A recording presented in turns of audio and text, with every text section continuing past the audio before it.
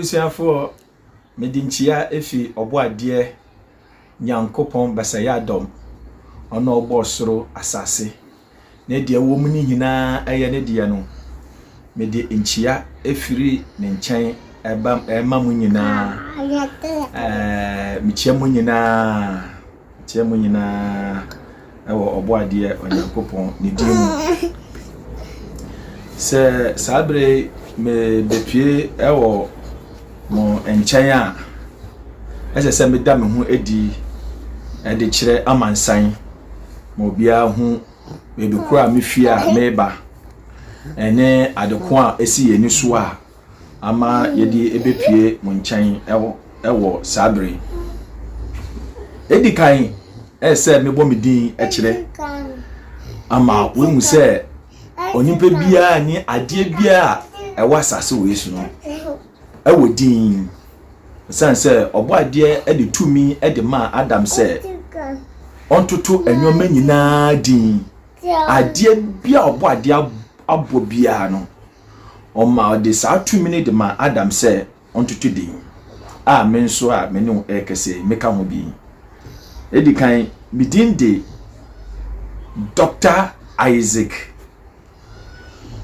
Kobena Esuman meda Yahweh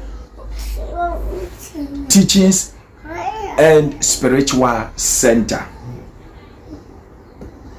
In fact, God has endowed us so many things, but akoya say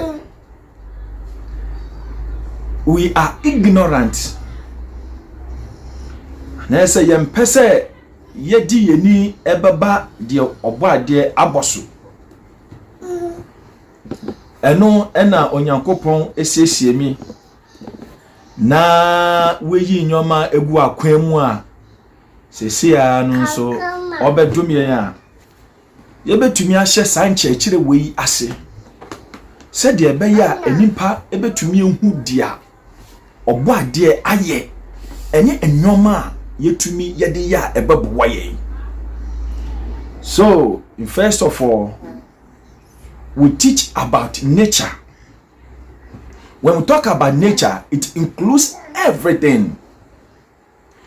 Oye bibia oboade abo efiri soro beka asase so eni dia ewo asase nase ensuo ahaban emmoa doma hodo dia womo enam wiem dia womo na asase so dia wo nsuom ne nyina oboade e de ache yakwa na sanyoma wabo yina no nso no elese yenya hunimdie wamma no kwa onyankopon ambo sanyoma yina se sabi yemfa nko yenum nko a yewo enwoma ahodo e wo sa emwoi mu a eye mystical eye ade ehu a etumi eja oboade ni tirimpo aneso oda oboade ni nsusunye bi edi ede kire yen nanso onyankopon amfa sanyoma nyina emfangu asase so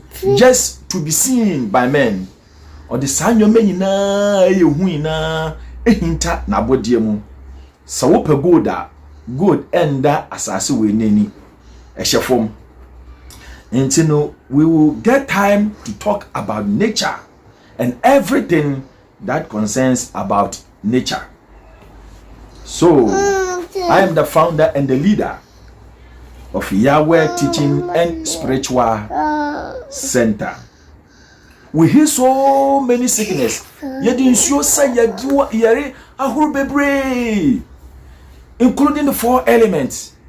I mean, water, the earth, and oja. I can say air fire. Yet the sun you mean na at the sayare at the buenimpa. But so oboade and the lady and cherewa. To me, yari bia at that was so no. Yet to me fa ahaban so at the buenimpa, a manu to no to me tono. And at the same time, yet to me so far and more eduma elso. Aye den esa yare ebebre. At sasami amenu eche no ho abakosam ewo ho bebre a yebetumi yedi ebi aya den yedi ayawo emfato ho ebebre and afi no nso no we will teach how to respect nature. We have to respect nature. Godliness is not just to rise and go to church. So we didn't yam so betena se na ode bobo wo bra na ode be ye bibia no enkyere se o sorry ya e na wo kwatna aso dem. But yenim se ahodidie eti kan ehye ase efiri nature so ne wia adane aba yenya nkasa yen so, because entumi endi ehuni ne entumi endi yen environment ni a yenim nsunsuanso a ode bebra yen yare bebre and obetumi ede abrain.